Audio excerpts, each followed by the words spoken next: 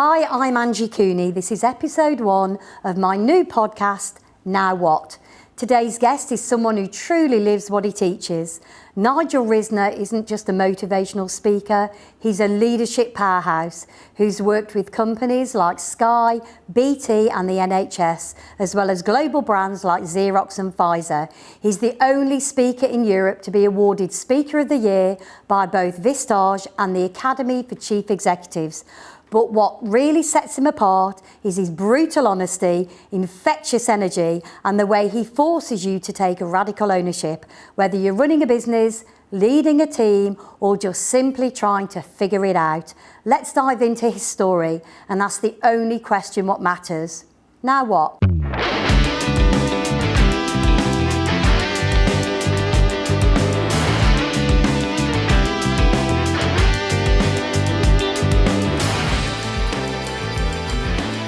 Hello, I'm Angi Cooney and this is episode 1 of my new podcast, Now What? I'm joined today by Nigel Risner. Hello, Nigel. So excited to be number 1 guest on what's going to be a phenomenal programme and a phenomenal podcast. Thank you. So what I'd like to do, if it's okay with you, is actually introduce you and tell people your story of Nigel Risner. So over to you. Well, that's very kind of you. So I'm going to give a very brief version. So I left school at 16 with 2 GCSEs. For those people that are a bit older, that's like O-levels, but not really. No. And now I've got an MBA, except mine stands for a massive bank account. And that's the only MBA you want to have, okay? So I left school at 16, joined a finance company, and I was very lucky that the person I met gave me lots of opportunities very, very early, which if more people did, the world would be better. And by the time I was 17, I had 2 assistants who obviously were older than me because you can't have much younger assistants when you're nearly 17. And then I decided I wanted to go back to Israel and I wanted to do hotel management. I thought that was my future. 4 days into a course, realised I preferred being served than serving. Yeah. And I started playing tennis. Then I started coaching tennis. Then I started umpiring tennis. I spent 2.5 years in Israel and I met my wonderful wife, who was my girlfriend, fiance, who then got married. Came back to the UK, and I was very lucky that a bank who I used to do finance with asked if I'd join them. Within minutes, the division I joined closed, and I got involved in collections. Now, I don't know if you know much about collections, but we were a commercial bank, and this was commercial properties. And we had an Irish person, we had someone from West India, from the West Indies, we had a really nice Irish guy, and me. So we had like the whole United Nations doing collections, yeah. And it was tough. Realised that really wasn't for me, and then I met an estate agent that sold nursing and residential homes, who was one of the largest, and he wanted me to set up a finance company. I didn't want to join him, so I said I'd set up a separate finance company, and he said the immortal words, "I've got something ready, I've got a company with £12.80 in, you can be the managing director of it." I went, that's cool. Long story short, or short story long, I bought him out for 2.4 million for his £12.80 stake. Yep. Big mistake, and I'll tell you why later on as we go through, because the so what really didn't work for me.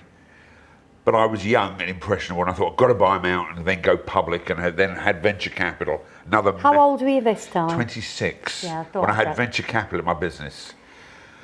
Way too young, very inexperienced, had no idea that venture capital means they want long-term finance, they don't care about people.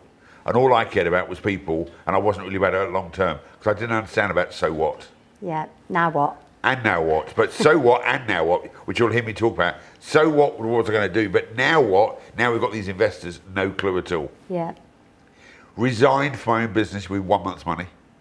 Started all over again. And when I raised money the second time and started my whole business, I realised making money actually wasn't complicated. And you'll appreciate this with how many years you've been in letting and residential and sales. Making money is actually not complicated. What is complicated is working with people. Correct. Went to the States, trained with a guy called Jack Canfield, who was the author of The Chicken Soup for the Soul books, came back to the UK, and 25 years later, I just travel the world, meeting phenomenal people like you, working with phenomenal people like you, written a number of books, but I love developing people so that when they get to that stage in their life or their business, we don't have that question of now what. We've set it up for them, because goal setting on its own doesn't work. Yeah. But most people don't realise, and they've been on a course and they're told to do SMART goals, which never works. And we'll talk about that later. Yeah. Because when you reach your goal, 2 words always come up, and those 2 words are Now what? now what. So you have an issue, because you run the marathon, you finish it, people either go never again or now what. Yeah. You want to get, you start up in business, you want to do 100,000, and then you go, well, now what? Then you get 1 million, now what? And eventually at some point your brain goes, and in my case I had a brain aneurysm because my brain went, now what? And literally I was forced to slow down. Yeah. Because I didn't have that in place for my own business. I was teaching it, but like cobbler shoes, most people don't set up their own business correctly. They just run and run and run, hoping it will be okay. And everyone needs a now what scenario. Which is why when you and I met, obviously, I'd gone through the set my business up, running my business, and I needed Family. an exit strategy, didn't I? That's when you and I started talking.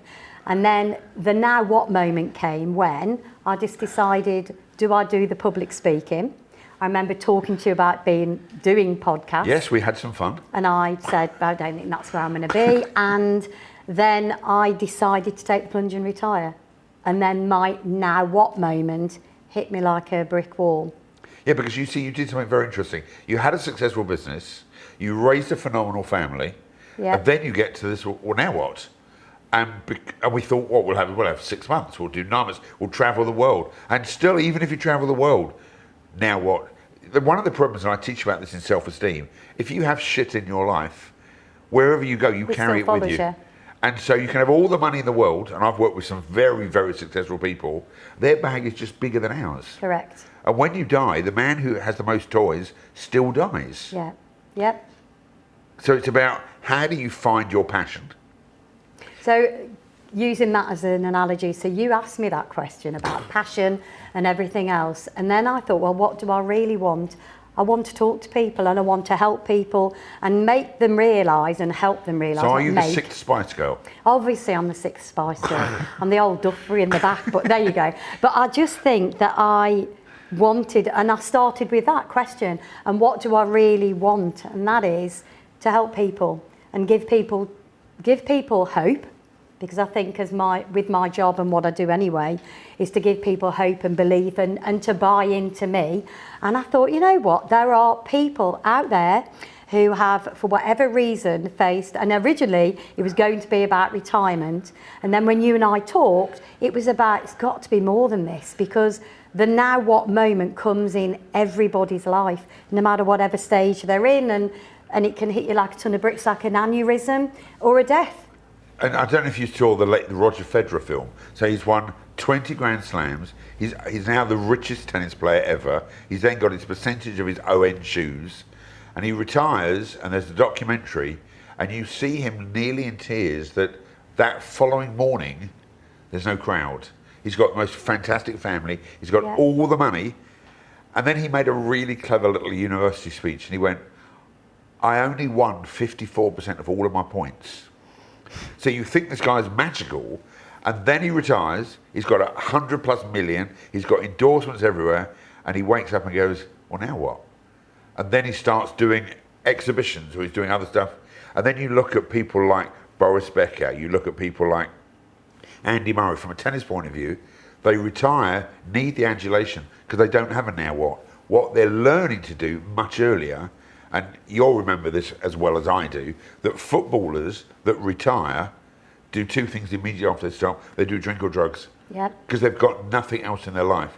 Now footballers today, who are much younger, have much more financial advice, legal advice, pension advice, property advice. And you've got some people who own 3 or 4 roads because they don't know what to do with their money. What's still going to happen though is they'll have all that money and they'll go, now what? Because it doesn't matter whether you are Andy Murray, using him as an example, or Angi Cooney, you always get that now what moment. And I think that's really why I've decided to set the podcast up. And people will either tune in and listen or they won't. No, they but will. My view is I want them to be able to listen to that, hopefully somewhere if they're going through the same thing or something like it, and say there is hope and there's light. And maybe by listening to somebody else's story, it gives them a bit of hope. Okay, so I'm just going to share one anti-comment that you've just said here. Hope isn't a strategy. It's a great book called Hope is Not a Strategy. Okay. There's got to be something more than just hope. And what I share with people is, do you have a compelling mission statement that's much bigger than your goal or your vision? So my mission in life is to inspire and empower people and organisations to live their life to the fullest. I am never, ever going to be able to achieve that goal. And the reason is because there's 8.1 billion people in the world, Yep. and I've spoken to 4 million. Yep. I'm just shy, and all the people in this room will understand, I'm just shy of 8 billion. I'm never going to do it in my lifetime. So the question is, what do I want to achieve?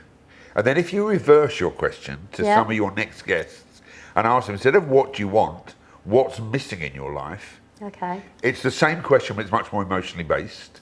And then what could you do over the next 20, 30 years to make sure you're always in alignment with your goal? So when I'm here today, am I in alignment with my mission to inspire and empower people? Well, I am with you. Well, absolutely, yeah. And I am with the crew here, and we've got a great crew filming us. Not all of them, but they're a really good crew. But more importantly, moment by moment, when my life is working, and I look at 5 o'clock in the evening, have I been inspiring and empowering people? And if I have, then my now what is working.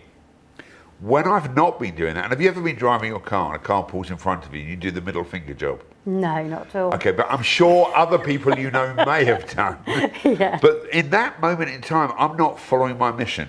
So if you really want to create a now what moment, there's 2 parts to it. What do I want to achieve, but really what's missing in my life? Yeah. And what's my mission, which I can never achieve, but moment by moment I'm working towards it. Because goals and vision are lifetime achievable. So one of my books that I wrote, I wanted to sell 1 million copies. Now, we've sold about 300,000 or 400,000 of that. It's in 19 different countries. There's a chance in my lifetime it might happen, because it's in India, it's in China, it's in Arabic, and there's a chance. Yeah. And if it does the 1 million, the first thing I'm going to go is, now what? Now what? So that's not my mission. My mission is to inspire and empower people. So if I asked you, what's your mission? And I asked the crew, and they're now confused because they didn't think they were going to be involved in this podcast, what's your mission? For our podcast team, it will be to make sure people in their lives watch and listen to phenomenal podcasts and never get bored. Is that fair? You can say yes. There you go. Well, I mean, think... That sounds like it could be achieved. What everyone in the world... I'm just saying, we're in South London or West London. There's 10 million people in London. We want to get even bigger than that, because this might be the #1 podcast in London, in Europe. Even if it's in the world, there will still be people who don't have a podcast, because millions and millions, even billions of people don't have podcasts. So what do you think your mission could be? And over the next 6 months while you're doing this podcast, you'll find it will change slightly. Yeah, of course. Because it's to make sure everyone in the world has a now what. I think to sort of answer that question in one sentence really for me, and that is to make a difference. Okay. And it's always been to make a difference and to make a mark. So you want to be a little bit mad, which is the acronym.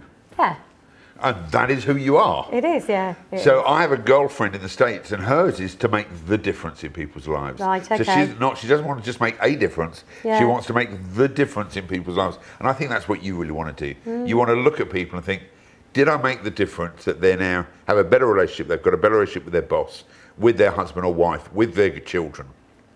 And that's where real now what moments come, by making that difference that people kind of go, See, my mum, who, God love her, she's now dead, she used to always carry sweets in her pocket. And wherever we went, anywhere, she'd always give a bag of sweets to people. And she you'd said have to be a little bit careful now with that. No, she only recently died, but she said that you don't know, it's between, you don't know what difference just being kind Yeah. means to somebody in 100%. Trent, and they may not even have any money to buy sweets, eat or anything, and so she always carried a bag of sweets, to the point that at a funeral, which was huge, we had a huge bag of sweets at the back. So what's ironic, my mother-in-law died last week, okay? Yeah, I and know. wherever we went, as we got in the car, she'd always say, anyone want a polo? And my wife and my daughter... Sure she didn't quite say it no, like she that. did. No, she did. And my wife and my daughter, at our funeral, because we had prayers in our home, she said to everyone, before you leave, there's a pack of polos, take it with you and remember Shirley. Yeah. And it's that concept of those small moments of kindness change the world. And I want to be that person. You are that person. It's just being it openly every moment of every day. Not you want to be, you are. It's when shit hits the fan, what do you revert to? And that's where people lose their mission. So when I do a middle finger when someone cuts me up, or I get downgraded on a plane, and Nigel Risner does not get happy, and my seat is 1A, and I'm flying in a couple of days time, they go, we've moved you. In my mind, I want to be going, well, thank you so much, I'm entitled, at least I'm on a plane. That's not what goes on. And in that moment, I'm now not in alignment with my mission, and then my plane journey doesn't work, I'm not entitled, and all the rest. But all of us do it. You miss your car parking space, or you get to the store, and coffee shops are the best. Coffee shops close way too early. They close when they think they should close, and you just get there and they're wiping. I love our crew here, all acknowledging this. Yeah. And they're wiping up at 10 to the hour, even though it closes at 5 or 6. Yeah. And to me, that's because they're not in alignment with being kind or following their mission. Yeah. And so for everyone who's listening, just think about that word. Am I being kind? Am I following my life's dream, which is my mission? So when I get to that stage of now what, there's a bigger picture than just having a goal. And it's not difficult. It's not difficult to be that person. What you mean to be kind? To be kind, to sort of every day just try and make the difference, not a difference. Try and make the difference. I mean, just think what the world would look like. And I don't want to go into politics in any shape or form, but just imagine if people were 5% kinder. I know. Anyway, so what I'd like to know is, I'm going to give you a few questions now. Go for it. Can you tell me about a time in your life when you hit a major turning point and had to ask yourself, now what? So in 1993, I had a decision to make. So I had my finance company. I was the chief exec of a 7-figure finance company, and my board hated me and wouldn't give me a pay rise because they'd invested millions and I wanted a pay rise. And I had a client that rang me from Malta to look at a hotel.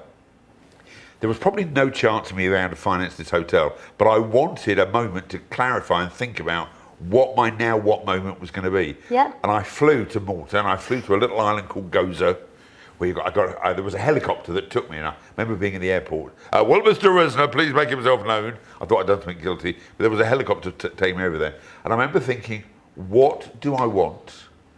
What's my now what moment? Now, the crew here are way too young. They're about 11 or 12, but we're a little bit older. But do you remember the programme with Sir John Harvey Jones, Troubleshooter? I do. Look, absolutely no clue whatever. That's how I know. Look, there's about 11 and 12 people here. Okay.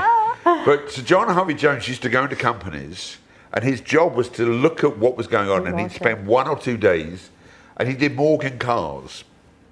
And I remember seeing that program just in that time, and I thought, I would love to be doing this.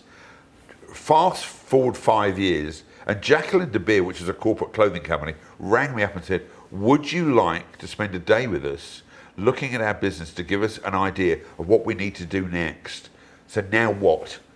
And about halfway through this day, I thought, I am living the dream. Yeah. Because I'd thought about what I really wanted, and what would make the biggest difference to my family and my life, and working with people, not just to make more money, but to have much better clarity of what they wanted, culture of staff, communication. But it was on this helicopter, when I was above the clouds, literally, where I'd like to say God said, make a difference, or whatever it was. Yeah. But I had that moment. Most people don't have that time and space, because we're busy chasing dreams. And occasionally, if you try and chase a dream, you might get the dream and then realise that wasn't what you were chasing. Correct. That shocked me because I actually thought it may be the brain aneurysm moment. Okay, so here's the real thing about brain aneurysms, okay? And I don't know how many of you have ever had a major life tragedy, or someone dies, or someone has lung cancer, and everyone goes, I'm never smoking again. Yeah. And then watch them 3 months later. So I have this brain aneurysm, and I was doing 180 speeches a year, sometimes 2 countries in the same day, and I'm running and I'm inspiring the world, but not inspiring myself and not looking after my family. And I remember saying, I'm going to slow down. So that was the end of 2016. By 2019, I went in for more brain surgery, and I was exceptionally lucky that COVID occurred. Because between May 2019 and March 2020, I did 34 countries. So even though I knew it could kill me, Yeah. my passion was, got to make a difference, got to do this, because I didn't have, so now what? Yeah. I'm just going to do this, I'm going to do this. And then lockdown occurred, and it was the greatest gift in the world for me. Yeah. For other people, I mean, can you imagine? I remember being on stage after that, and I said, I slept with the same woman for the first time for 100 nights. I'd never been with Fran that many nights. I mean, just for the record, we've been married 40 years, happily 4, by the way, but we have been married 40 years. But I'd never been with Fran that many nights. And every night I go, oh, it's you again. Because that's the point, that, you know, we're all so busy chasing this thing, Yeah. that we think these major life changes will have a major effect. So you retire and you think, well, it's going to be a difference. For most people, it's not. And that's why a lot of men over 65 or now 67, when they retire, have heart attacks. So go back then. So you skipped over that. So did you have that now what when you had your brain aneurysm? Were you just concentrating on getting better? Yes, but for a very short time. Yeah. Because it was like, well, I should. But it wasn't ingrained in me. And even after my second operation, I mean, I woke up in the second operation, I couldn't feel my left leg, and there were some real issues going on. And you'd have thought then, well, I must look after myself and get my blood pressure down and really look after myself and health, and I'll be running every day. And then the phone call goes. There's a reason I asked you that, and that's because I had cancer. It's nothing like a brain aneurysm, but I had cancer. I love that. And everybody Well, said to me, bloody hell, phew, are you going to change your life? And I went, fuck no, am I? No, because I love my life, I love what I do, I cannot believe it, I'm going to crack on, and I'm not going to let that beat me. So I just carried on, and I just wondered, because I didn't have that either for that bit. But most people think we're going to have it because we're going to start changing our lives. We're going to have a vegan diet. Yeah, and yeah. we're going to start, half the crew are thinking, that's what we do. That's why they look like they do and I look like I do. But, you know, we're going to start pressing artichokes. And it's very short term. Because it's not really what we want. We were forced to it. And if you're forced, and that's why sometimes when people change jobs or they retire because they're forced to. Yeah. So, you know, you're 67 or you sold your business, and because you were forced to stop, it's like, well, now what? Yeah. What am I going to do? Yeah. And we don't plan it properly. Piss poor planning equals piss poor performance. Yeah? And we don't plan well because we just think, well, it will be okay. It'll only be okay if you really have a compelling mission, Yeah. with a vision in place, with some smarter goals. Which is where I got to. Yeah. So, it needs me very neatly into this one. What typically triggers a now what moment for you? Success, because it's always one of 4. Success, boredom, loss, or pressure. Ooh. I was hoping one of the crew would answer first, so I didn't have to go for that one first. Just repeat the 4 Okay. again, so I think it's really key that So- everyone hears that. Success, Yeah. boredom, loss, pressure. Okay, so we'll get on to communication styles a bit later, but Good. boredom for me always is the issue. I have a very short attention span, and I do things quite quickly, and then I get bored. So I'm all or nothing. So I'm going on a holiday in a few days' time, and you'll be amazed. I can lie on a sunbed for 12 days, virtually not move, but just go into the swimming pool and come back. And I'm good at, and I'll look the same colour, by the way. We'll be 3 brothers here by the end of the 12 days. I've seen photos of him, and he doesn't like that. No, yeah. trust me. No, he does, yeah. But I'm really good at being on holiday, or I'm really good at working. But I need lots of interactions. And my wife goes, you're always in the pool talking to people, because I'm bored. And so my wife says, you're a bit like a shark. You see someone in the pool, and so I need to have interaction, but I've done lots of work for my interactions. Yeah.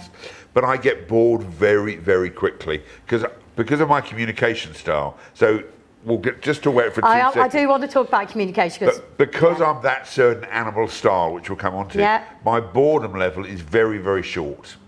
Well, okay, that's fine. That's sort of my number 3 is irrelevant for you.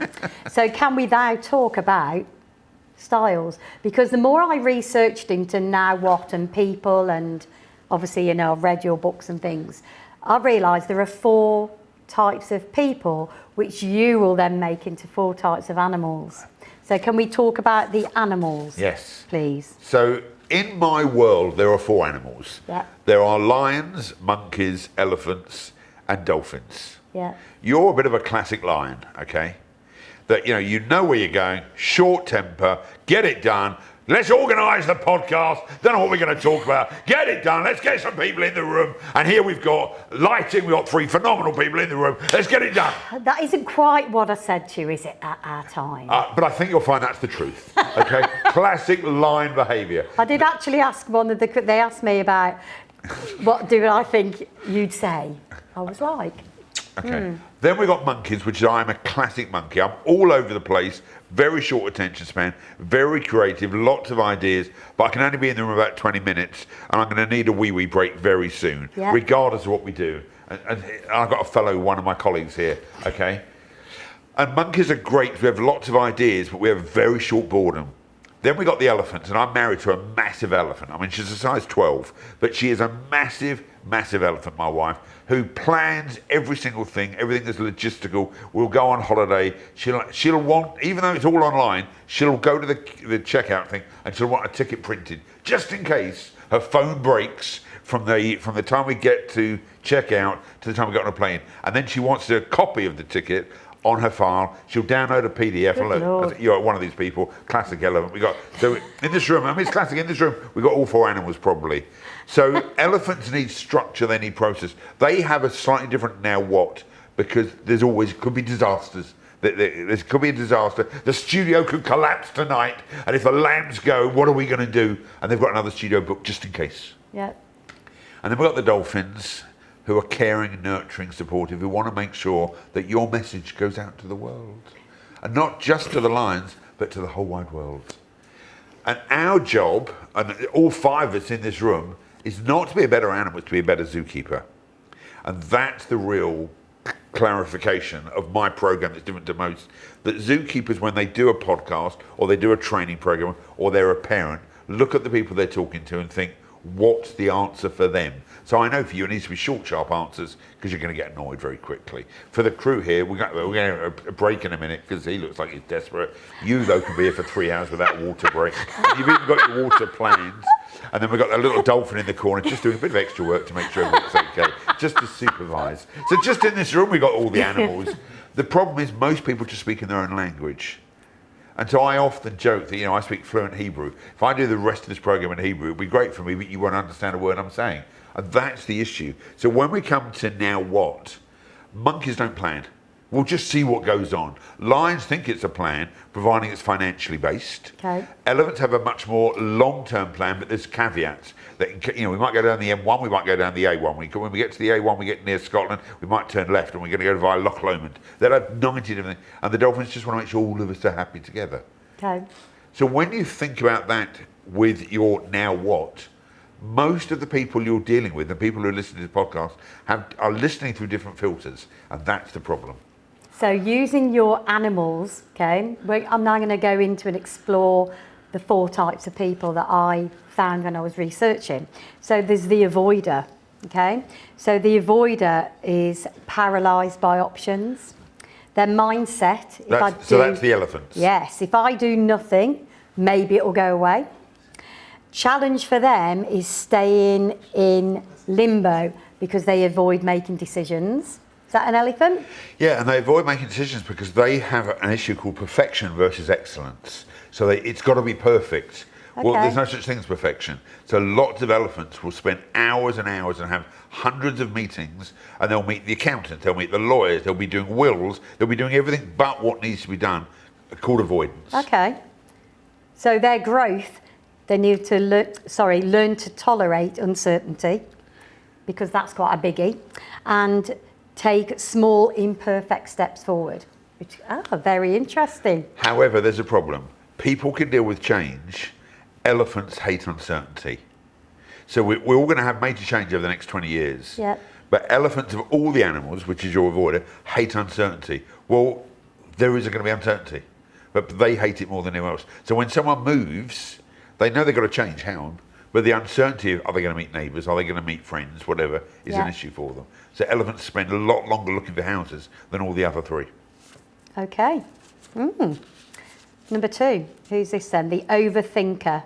They're stuck in a loop. They think, they analyse, they think some more. Well, that's more of an elephant again. That's just a deeper elephant. But I'm going to come back to that because I'm slightly confused because you've got two groups of people which are nearly the same, but they are even more deep. My wife will be in that category. Okay. That- Let me go into the mindset, the challenge, and the Okay, growth, cool. and then you can come back and tell me what whether it's an elephant or not. Mindset. If I just think hard enough about it, I'll figure it out. Possibly. Okay. The challenge for them, mental burnout. By analysing, it paralyses them, and it's their lack of action that is going to be their challenge. Their growth, trust their intuition, action before clarity. Sounds like a Nigel Risner statement, that. That last bit was very much, I thought that was me there. I actually thought that was you, action before clarity. Well, that's because that's a bit like an octopus on skates. Okay, there's lots of movement but no direction, Okay. which is a new animal for everyone. Yeah. But that's what happens though. You've got lots of things going on but in no direction. So those people, and I'm going to come back to you about animals, I think they're slightly weird. Well, I've got 2 more, so Okay, I go need for to it now. just... Go for the others. The action taker. I know what this is going to be. They jump into something new fast, sometimes without processing. Ta-da! That's half the room in this here. Okay? Yeah. Their mindset, let's move forward, I'll figure it out. Yeah, that's classic monkey behaviour. Okay. That we haven't thought about any of the long-term plans. We haven't thought about the consequences, but it seems like a laugh. Challenge, risk of burnout, misalignment or repeated pattern. Yeah. Okay? Growth, pause for reflection before rushing to the next thing. And we struggle with pausing because every time we pause, we think there's no growth. Even though if we just slowed down 5%, it would help us immensely. If I had have slowed down and thought about buying my original partner out, I'd never bought him out and I'd be multi-millions better off, but I didn't think. But then you wouldn't be here and doing... Then the two of us wouldn't be in this Correct. fantastic studio with a Indeed. fantastic crew. And then the reflector. Turns inward, pause to seek meaning. Their mindset. What is this moment trying to teach me? I know exactly this is going to be. Change, get stuck in the inner world without insight into change. Their growth turns self-awareness into intentional causes. In theory, they're the dolphins. In theory, yeah. Because it's all about reflection. It's about looking after everyone else. And the advantage you have with them is they're going to think much bigger picture, long term. How's this going to affect more people than just themselves? So if you think about your 4 categories, one of them I think we need to be a bit more refined with the lion, because the lion's he thinks he's got the answers, doesn't seek much advice because he thinks he knows better than the accountants and the lawyers. That's what's always interesting. And then after they've done the big decision, goes, well, now what? 'Cause that didn't work, instead of seeking some professional advice. And they've obviously listened to one of their mates. Yeah, mate in the pub. Yeah, I spoke to this guy. He told me it would be fine, and then realised it wasn't. So we're nearly there with my 4 animals. We've just got to clarify what the lion behaviour is, because their now what is very determined on the conditions of today. So before I meet my next guest, I'm actually going to get you to look at those for me, and I'm going to fiddle around with that 100%. because I want to be able to, and I can see very clearly there are 4 types of people, and I'm just interested to find out of each of those. Well, also, Which one each they one are. of your guests that you have will have a different side to it. But if you were to think that, male or female, it doesn't make any difference. No. But female lionesses, just for the record, do 90% of the hunting. The male hunter, the male lion, his role is to protect his family and to keep other people out of his territory. But the female lionesses do all the work.